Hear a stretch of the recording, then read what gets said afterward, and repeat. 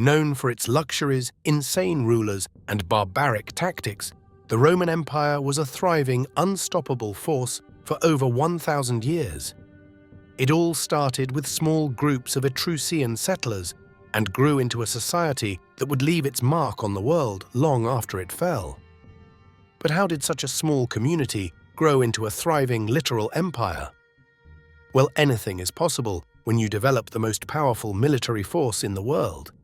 The Roman Empire expanded quickly and aggressively through intense military tactics that had never been seen before. From the outside, it was clear that the Romans were not a force to be reckoned with, and those who chose to challenge them were certainly up for a fight. But behind the scenes, there was a lot of hard work going into maintaining that status. Regardless of time and culture, the life of a soldier is never easy, but being part of the world's largest and most vicious force made it even harder. Between arduous training and intense battles, the life of a Roman soldier was a brutal one. But for those who survived, it was also incredibly rewarding. So sit back, relax, and join us as we explore the daily life of a Roman soldier.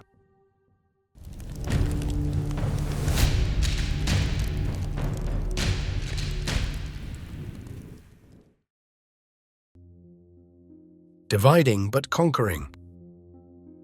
Since we will mainly be discussing the typical life of a Roman soldier throughout this video, we won't dive too deep into the complicated ranks and structure of the military as a whole. However, it is important to mention that the military was divided into two distinct classes, the legionaries and the auxiliaries.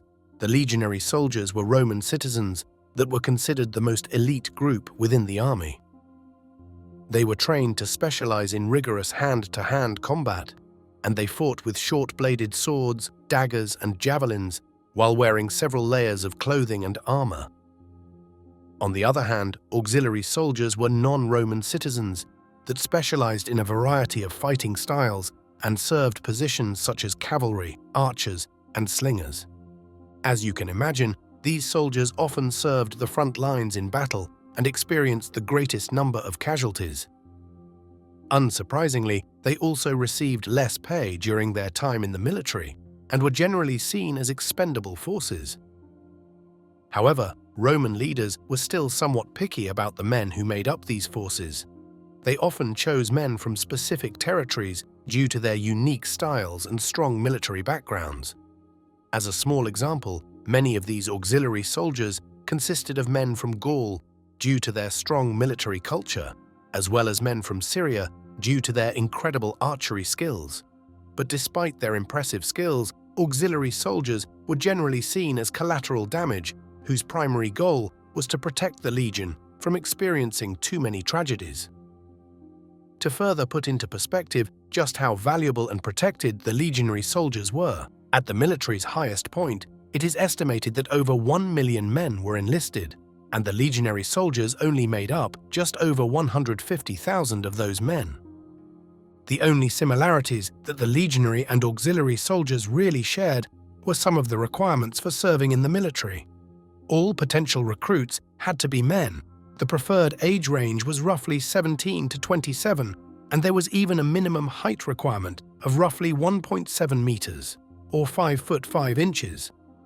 It was also preferred that these men had a stocky build and came from laborious professions, such as blacksmithing or farming.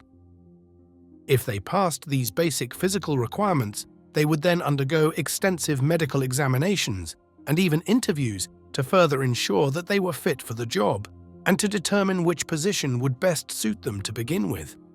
Once they were accepted, the men had to take a sacred oath known as the Sacramentum Militare. Under this oath, soldiers were expected to devote themselves to basic rules and principles of the army, such as not stealing from fellow troops, not deserting your fellow troops, and pledging loyalty and a willingness to die for Rome. Breaking these rules could result in a variety of punishments depending on the severity of the infraction. For example, minor misconduct such as tardiness on the job resulted in a small fine or reduction of food rations.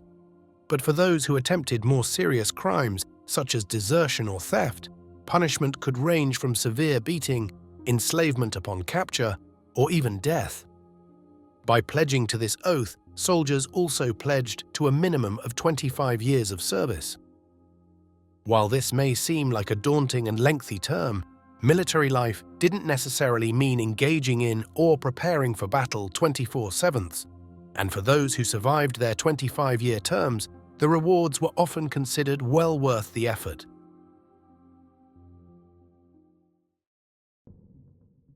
Preparing for battle. Most of the time.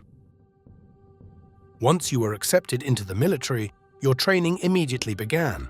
Basic training typically lasted for about 4 months and focused on several core skills and principles: marching, weapons training, camp building, and loyalty. Marching was typically the first skill that was honed in on, as the stamina and uniformity it helped build made it one of the most important skills of all. Soldiers were expected to be able to march at least 20 miles within a 5 to 6 hour period, usually while donning mock armor and weapons to aid in strength training. This would usually kick off the new recruit training, as the marches to the campsites provided a perfect opportunity for their next phase in training: building the camp. Much like their marches, soldiers were expected to be able to assemble a camp within 5 hours. The goal was to teach soldiers how to build secure structures in enemy territory, while also practicing the ideas of loyalty and camaraderie as soldiers worked together to complete these structures. Once the camp was assembled, the next day would start the soldiers' next phase of basic training: weapons training. Much like gladiator training, Roman soldiers would dress in mock armor and use mock weapons that weighed the same as their actual gear to practice handling it, while also building their stamina and strength under such weight. Legionary soldiers would typically practice vigorous hand-to-hand combat techniques, whereas auxiliary soldiers primarily focused on further training within their specialties, such as fighting on horseback, shooting arrows and slings from various distances, and so on. Weapons training sessions usually lasted for about 2 hours a day, with the rest of the day consisting of marching drills, training in other daily duties, and training in weapon maintenance. Usually, after about a month of this routine, soldiers would disassemble the camp, march to another location, and set up camp again to repeat the process until basic training was complete. Following this initial training period, the life of a full-fledged soldier became much like that of a typical citizen, with the exception of training regimens still being incorporated throughout the day. The day of a soldier typically started at the early hours of dawn, with a breakfast consisting of meat, wheat porridge, and sometimes cheese, paired with drinks of water or milk. After their morning meals, soldiers would line up for both well-being and armor inspections to ensure that every aspect of them was still in top shape, down to their weaponry. Upon clearing their inspections, their day could truly begin. When they weren't engaging in battle, soldiers had various jobs, not only within the barracks, but throughout the empire itself. They were tasked with various jobs, such as scouting potential threats near enemy territories, inner city patrolling, or even construction jobs. In fact, most, if not all, of the road systems within ancient Rome were built by the military, for the military, with these impressive routes spanning roughly 50,000 miles, or 80,000 kilometers. However, a soldier's day could also consist of more menial tasks such as bathhouse cleaning, maintaining the campgrounds, or record keeping and filing.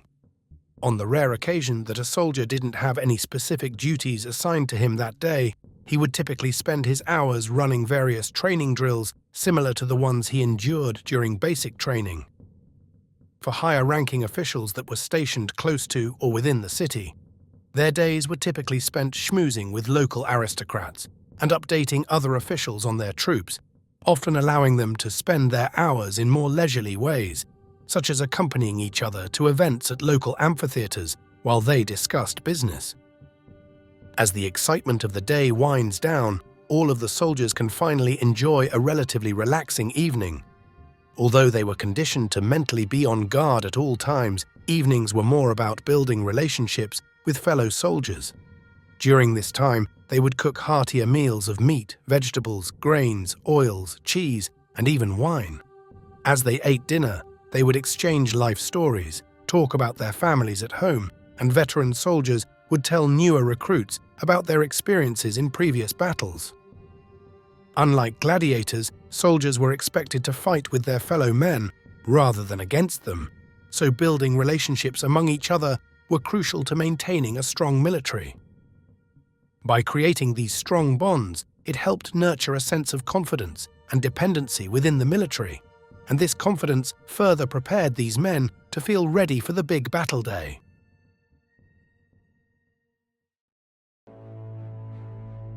Putting plans into action. The day of battle could be described as both typical and nerve-wracking.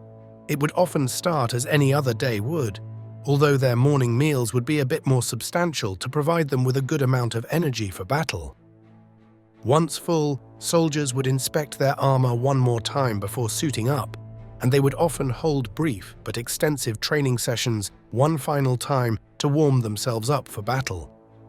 Leaders would call their men into formation and give them encouraging speeches before walking onto the battlefield, reminding them that they are fighting for their families, their future, and for Rome itself. In between these pep talks, soldiers would utter prayers to their respective deities, hoping to cast final protection wards amongst themselves as they advanced into uncertainty. A common Roman army formation consisted of archers lining several rows in the front, cavalry lining the right and left wings, legionary soldiers manning the center, and more auxiliary reserve forces such as the slingers and spearmasters in the back. Once in proper formation, the soldiers would march on. Upon reaching the battlefield and meeting their adversaries face to face, soldiers on both sides of the front would chant war songs, play war drums and horns, and continuously call out war cries and sentiments of hope and honor in an effort to intimidate one another. After what would feel like ages, the battle would finally begin, and the soldiers put their training into action. As arrows and spears flew and men engaged in bloody hand-to-hand combat, soldiers would also try to listen carefully amongst the chaos for specific orders from their leaders, pressing on with every direction they're given. Their months of physical training and team building all led up to this moment, and friends became brothers as they fought and died for each other during these violent moments. The Roman soldiers would press on through battle until they heard the cries of retreat from the enemy. At that point, the slaughtering truly began.